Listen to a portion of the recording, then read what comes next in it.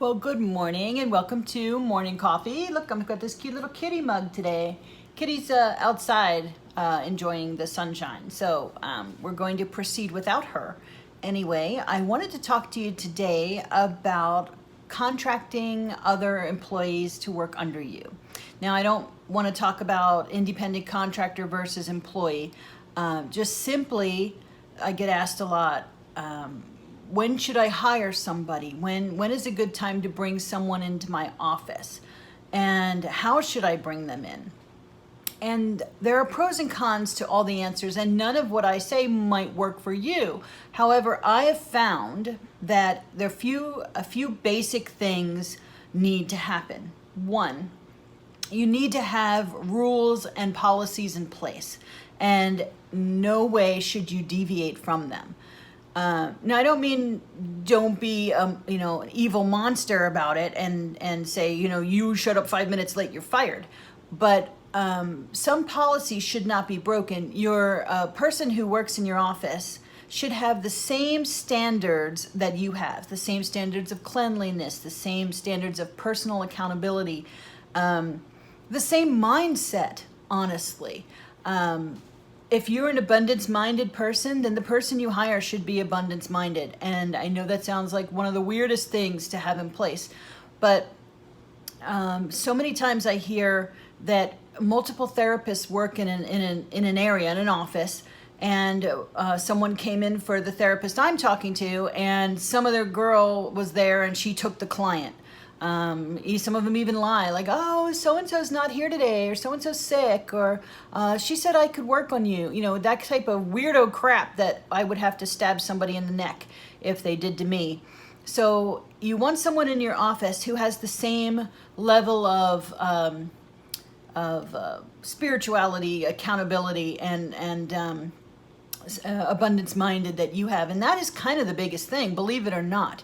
And then you set policies, and you let that person know that it's your office, not theirs, in a gentle way. And then you also set your standards. And in fact, Spencer and I were kind of chuckling the other day because he was going to work in a pair of jeans, and in Dallas area massage we don't wear jeans, and we laughed about it, and I kind of said it in a fun way, and he still wore jeans, but anyway, how does this person fit into the plan of what you want for your office? What days do they want to work? How do they work around your schedule? Do you guys kind of flip in and out on the same day? Do they have certain days? You have certain days? These are all things that have to be figured out prior to you interviewing anyone. They have to obviously have the proper licensure and insurances. And then, of course, there's the discussion of pay. How much are you going to pay them, and then how? And that's where the employee versus 1099. And I don't want to get into all that. That's as bad as religion and politics anymore in the massage world. So basically, the ambiance of what you're trying to set up. What are the rules for your office? And then are your office people accountable to what you want them to be? So you really need to step back and make sure that it's something you need to do. Now, if you're going to be the employer and the rainmaker is the person responsible for building the client base. So if you're actually going to build a client base for this therapist, then you need extra special skills. And if you're actually working in this office, you want to make sure you are completely booked out prior to booking out your therapist. So if you are not at capacity or just overflowing, like Spencer is at capacity and overflowing, and we, due to personal accountability, got rid of the 2 young kids that were working with us because they were not following my policies. They were not following the rules. And I learned lessons the hard way, just like you, that you can't let your excitement of hiring somebody overpower what policies and common sense have told you. So we are back to square one with Spencer, and he approached me the other day and said, I'm thinking in January bringing someone on, and I wanted to stab myself in the neck. because it's so hard to find somebody with personal accountability. So you really need to be careful when you hire somebody and bring them in, that you are making all the money you need to make and cannot work anymore. And if you are at capacity and your office is overflowing, then yes, bring someone in slow. They need a 90-day time trial period so that you can get rid of them if necessary. And you build them a separate client base from your own, giving them your leftovers so that you are completely full, and then they work on the extras, and then anyone that you happen to build for them if you are into that.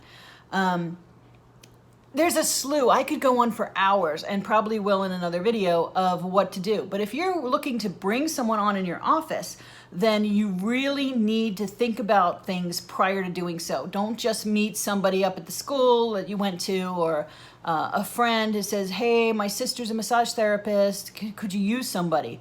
Ugh, that should be a really scary thing to think about. So that's what I kind of wanted to bring up today. If you are thinking of bringing on a therapist into your office, make sure, number one, they have the same mindset you do. They are personally accountable, and that you are at capacity and cannot work anymore. Not, oh, I only want to work 15 hours and I'm working 20, or I only work 12 hours, so I need to bring someone else. No, if you're not working at capacity and overflowing, please don't bring anyone in, and don't bring on more than one until they're at capacity.